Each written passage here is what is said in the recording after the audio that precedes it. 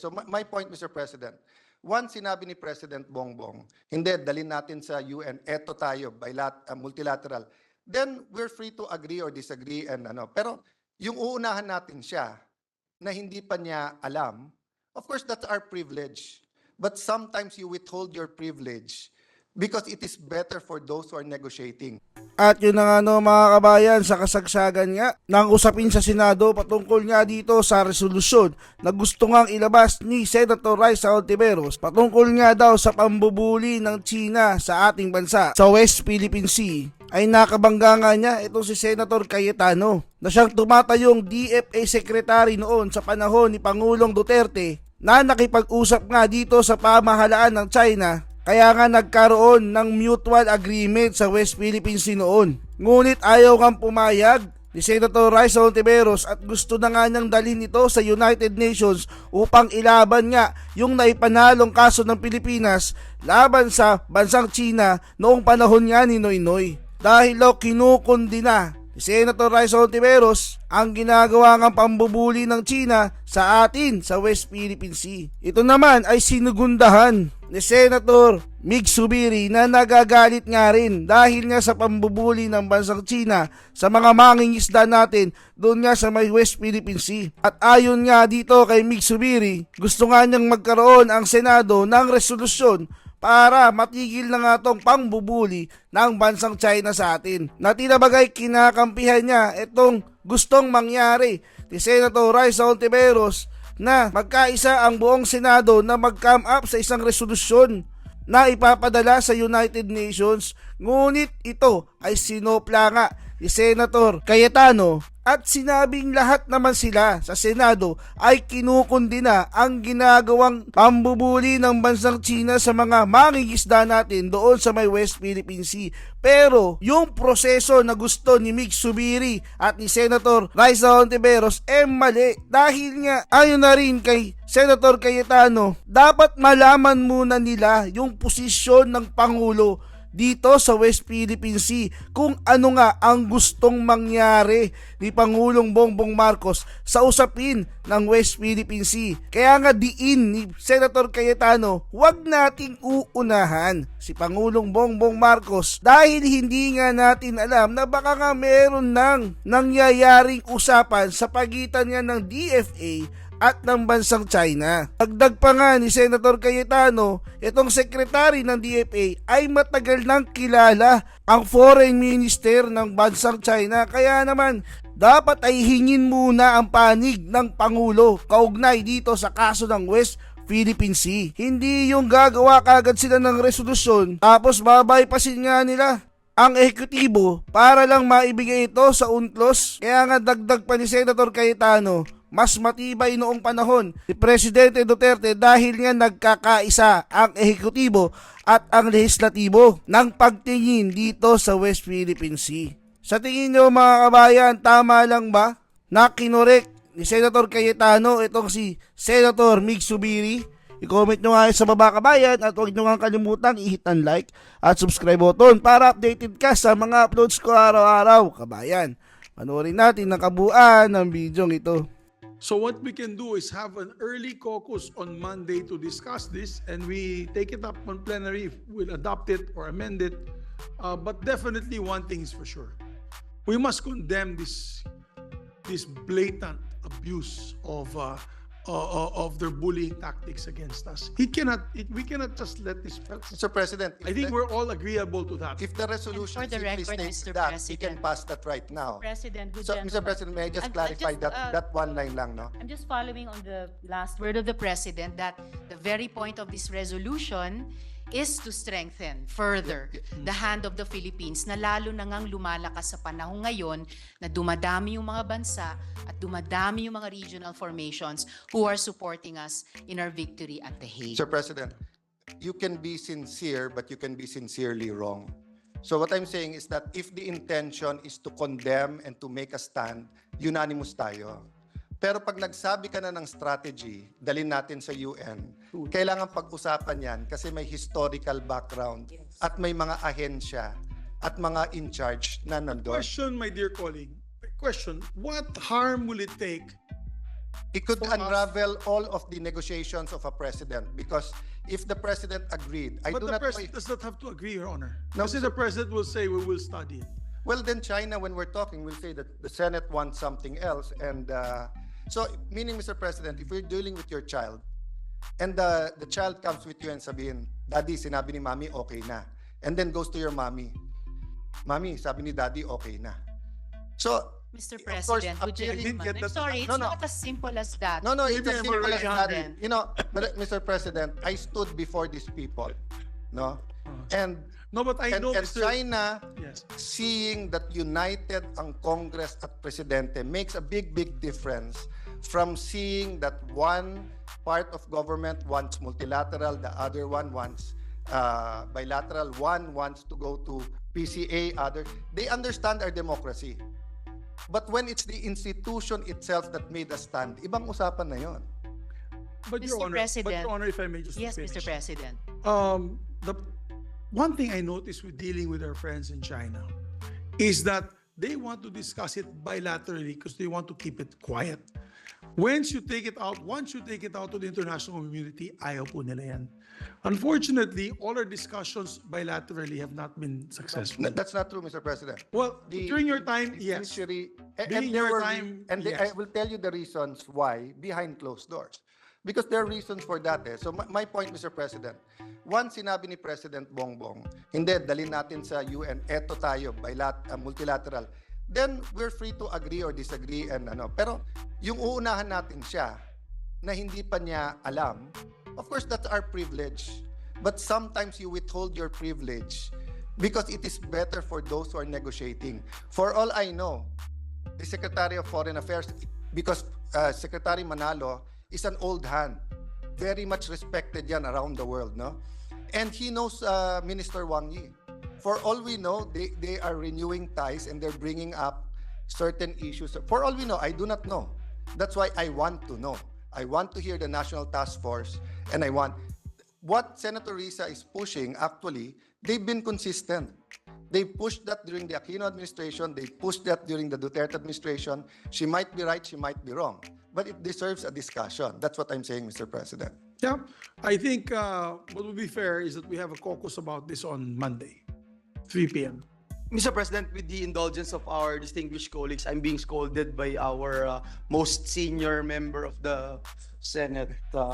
That's just a joke, Mr. President. Not scolding. You're being informed by our Not member scolding, of, Mr. President. the- Yeah. But the voice is kind of this body. Yes. in body language, Mr. President, is kind of intimidating. Kind of, Mr. President. Just- We would like just- to just a joke, recognize Mr. the President. permission of course, the last say will be the sponsor because she's being interpolated. Of course, Mr. But President. if with her permission, we can recognize Senator Lauren Legarda. Thank you, Mr. President. Just allow me to state that I was not trying to intimidate the majority leader. That's the last thing I would want to do. I was majority leader more than 20 years ago. I simply wanted to echo and join in the conversation first. All of us in this hall today, Mr. President, 24 elected senators agree that we must uphold the arbitral ruling of 2016 unequivocally. There is no question about that. In fact, I am one of 4 authors in the Maritime Zone Act, which I believe is also going to be co-authored by Senator Tolentino. And I have a 20-page message which will be read in the University of the Philippines in a forum on the UNCLOS, on our arbitral ruling, and on the Maritime Zones Act, and on the Blue Economy Bill, which was included as a priority of the President in the State of the Nation last Monday. What am I saying? All these debates boil down to a full support of the arbitral ruling that the Philippines, of course, must exercise our rights in our exclusive economic zone, must fight for our fisher folks, must fight for freedom of navigation, and we appreciate the support of the international community. I believe that there is a process and a strategy for information dissemination and how to allow other countries to give us greater support. I am reminded by the minority leader that we had supported the DFA in an information, education, and communications campaign on the Hague ruling.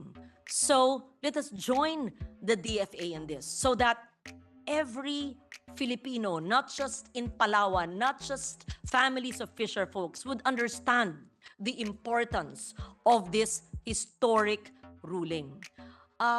However, to demand that our Department of Foreign Affairs, or to urge them to do an action that we have not yet fully discussed and comprehensively discussed with them, as well as the National Security Council, as well as perhaps the Coast Guard and other agencies of government.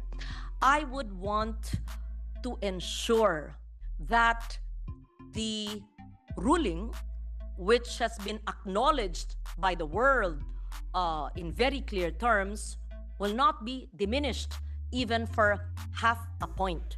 So what am I saying? Hindi po tayo nag-aatubili sa ating pananaw na napakahalaga ang pagpapatupad ng Hague ruling. Ngunit kailangan po ang stratehiya ay hindi lahat binabasa o sinasabi sa pampubliko dahil, gaya ng sinabi ni Senator Cayetano, naririnig tayo ng kalaban o yung mga taong naghihimasok sa ating karagatan. And so, I wanted to ask questions of the good sponsor just for elucidation. Mr. Oh, President, you have the floor. no, I have to go, so Yes. may I just say one line? I thought it was... No, yes. I will yield to you with the Yes. permission of the good senator. I just want to end and then resume on Monday, if permitted. With my conversation with Senator Bato, no, he's a military, a police commander, no. He will not tell anyone to do an operation na hindi muna niya kinonsult yung commander. So we're asking DFA to file a resolution sa UN, pero hindi pa natin tinatanong yung DFA, tama bang strategy? Kamusta ba ang timpla sa UN? Sino ba kakampi natin sa UN? So yun lang po, sa issue na territory natin to, sovereignty, nagkakaisa po tayo doon. Doon po tayo sa tamang strategy. So if you want to pass the resolution, Mr. President, strongly expressing our outrage with what's happening sa West Philippine Sea, I think unanimous tayo. Yes. But baliktarin po natin, baliktarin. If I say the resolution should be, do not file a resolution, you would also disagree. So sa akin lang, Mr. President, let's not go into the strategy without asking the actual people who will bring it to the United I Nations. think the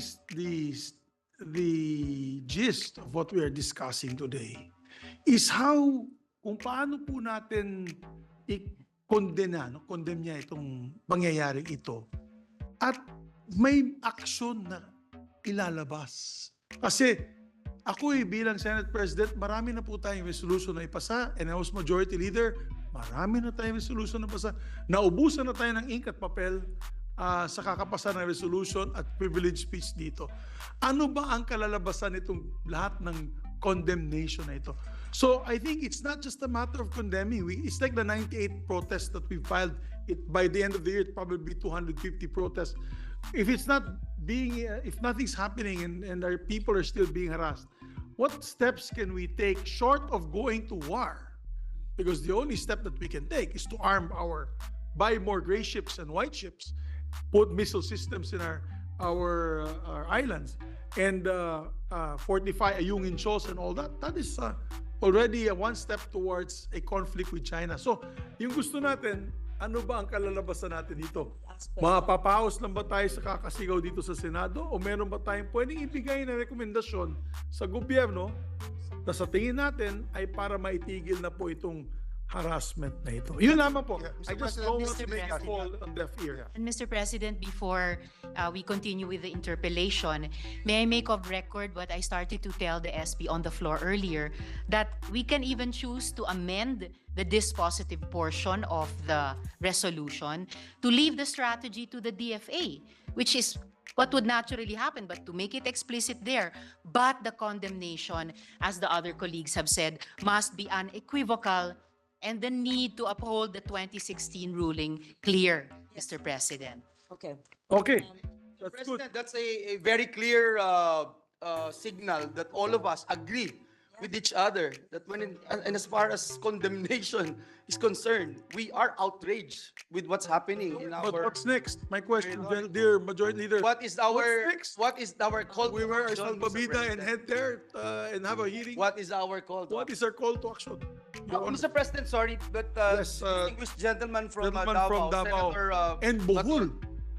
This is just interjection. Mr. Is recognized, President. Senator This is not an Batol. interpellation because the next to interpellate is the distinguished Senate So President. who would you want me to? Who would you want me The to? gentleman from record? Davao, Senator Bato de la Rosa, would just like to interject, Mr. President. Yes, our distinguished colleague, Senator Bato de la Rosa is recognized, sir. Thank you, Mr. President, and thank you, Madam Sponsor. Just a short interjection, Mr. President. Lahat naman tayo dito ay nagkakaisa, no? Na tayo galit na galit sa pambubuli ng China sa ating mga fisherman at sa ating mga kasundaluhan, mga Navy natin, Coast Guard, yung kanilang ginagawa. Lahat tayo galit. Pero I'll just give you a scenario, Mr. President. You can just imagine the level of frustration, the level of outrage that we will experience. Kung magkatotoo yung nabasa ko sa news na sinabi nila that China is planning to tow away the BRP Sierra Madre Yes, totoo yun. away from the Ayungin Shoal. Oh. If that will happen, Mr. President, sobra na talaga para na tayong mga ano to, I can imagine para na tayong mga ipis na inapak-apakan na ng mga tao na ito kapag yan ay gagawin pa nila. Awang-awa na nga tayo sa mga Marines natin na walang natitirahan do, walang shelter, kundi yung naka-ditch lang doon, na grounded na BRP Sierra Madre na puno ng kalawang. Kung makita mo yung mga Marines natin doon, maiiyak ka sa sitwasyon nila. At may plano pa ang China na hihilain daw yun, tatanggalin, paalisin doon. So, sobra na yan, Mr. President. Iniisip ko talaga, as a Filipino, hindi ko ma-imagine kung gawin pa nila yan. Wala na nga ibang matirahan yung sundalo natin doon, mga marino natin. Hihilain pa nila palayo. At anong gagawin nila doon? Pakilo nila? Pakilo nila yung barko natin? Ang balita po, Senator de la Rosa, is sinurround na po nila yung Ayungin shoals. They're surrounded now. Pag makita mo sa ating, as a matter of fact, nagbigay po tayo ng aeroplano sa BIFAR na caravan, Cessna caravan, at nagpipicture taking na po sila doon sa area na yun. The Ayungin shoals is now surrounded by militia ships. Okay. Ang sabi daw nila, isang bagyo na lang yan. Pag may tumamang bagyo, sila daw magre-rescue sa ating mga Marines kasi wala makalapit. At pag-rescue daw nila ng Marines, kanila na yon. Yan ang balitang plano. So ang akin dyan, kung mangyayari talaga yan, sa tingin ko, I don't know. Kaya nga po, Mr. President and good gentleman from Davao, wag na po natin intayin yung ganyang sitwasyon. Simple lang yung resolusyon, simpleng for the consideration of the Senate, simpleng nananawagan tayo sa DFA na mag-file ng resolution To do sa something. UN General Assembly. Opo, kung gawin nila, kung hindi nila gawin, kung i-delay muna nila habang kino-consider, at least nasabi lang natin ang sense of the Senate na ayaw nating intayin ang isang bagyo na i-rescue kuno ng China na nagbubuli sa atin sa West Philippine Sea ang ating sariling mga magigiting na Marines bilang cover para hatakin nila ang BRP Sierra Madre. So, the resolution is so simple, so clear, may precedent sa kasaysayan ng mga ibang maliliit na bansa tulad natin at simpleng nananawagan sa DFA, syempre para sa kanilang konsiderasyon. Dahil separate and co-equal branches, hindi naman natin sila pinipilit, pinapahayag lang natin yung ating sentiment na ayaw natin na magkaroon ng ganyang klaseng mga sitwasyon, Mr. President, good gentlemen. We can from discuss Davao. that in the caucus on Monday. Very Yeah, short, please, very short, continue, Mr. President. Senator Toya. Very short, very short. Go, please, your Yeah, I sympathize with the good sponsor of this mission. Talagang I share her outrage, I share her frustration, but also I also share the diskarte of Senator Alan Cayetano para maganda yung ating estratehiya para hindi tayo maisahan ng ating mga kalaban. So, silang dalawa po, I agree, both of them. Huwag lang kayo magtampo sa akin, basta kayong dalawa, nakikinig ako sa inyo. I admire your efforts. Thank you, Mr. President. I think the resolution can be amended further to state that we need action from Exactly. the Department of Foreign Affairs. Exactly, Mr. Yes. President. Okay. Mr. President, may we recognize the distinguished Senate President pro tempore for her interpellation? Yes. Do we do it today? You yes, wanted please. to ask questions, Mr. Please. President. Please proceed. If that is her pleasure and with the indulgence of our distinguished colleagues, Just I for think Senator clarification. Alan Cayetano will No, Monday na daw siya. yeah. Hindi tinatanaw ng mga ibang global powers tulad ng US yung arbitral award. So, it might be ironic, ang US hindi member ng UNCLOS pero kinikilala nila yung ating tagumpay sa The Hague, and more countries and regional formations all over the world have done so. In fact, bumebuelo yung international consensus around us. If we talk to the Navy, if we talk to the armed forces, ang sasabihin po nila na yung single na pinakamalaking threat ngayon sa ating national security ay walang iba kundi ang China dahil sa kanyang aggressive action sa atin sa West Philippine Sea. And is the UN General Assembly the right forum? It is one of the right fora. Because I agree with the good gentleman, Mr. President, hindi solong mode of engagement lang tayo. So we hold on to our victory at The Hague, and now, after that historic ruling, or jurisprudence, we are seeking now also the diplomatic and political support of all other member countries in the United Nations. And indeed, the President is the architect of our foreign policy. Kaya nga po, pati sa lengguwahe ng resolution, which I am open to amendments to, Mr. President, for example, in the dispositive portion, dahil sila ang arkitekto ng ating foreign policy. Kaya nga po, ang lengguwahe ng resolusyong ito ay addressed to the Philippine government through the Department of Foreign Affairs. Bilang sila ang alter ego ni Presidente ng arkitekto ng foreign It's policy. just a sense of the Yes, Senate. Mr. President. It is a sense of the Senate Opo. asking our executive department, who is the chief policy maker, particularly the president, to take action on this. Yes, Mr. President. Okay,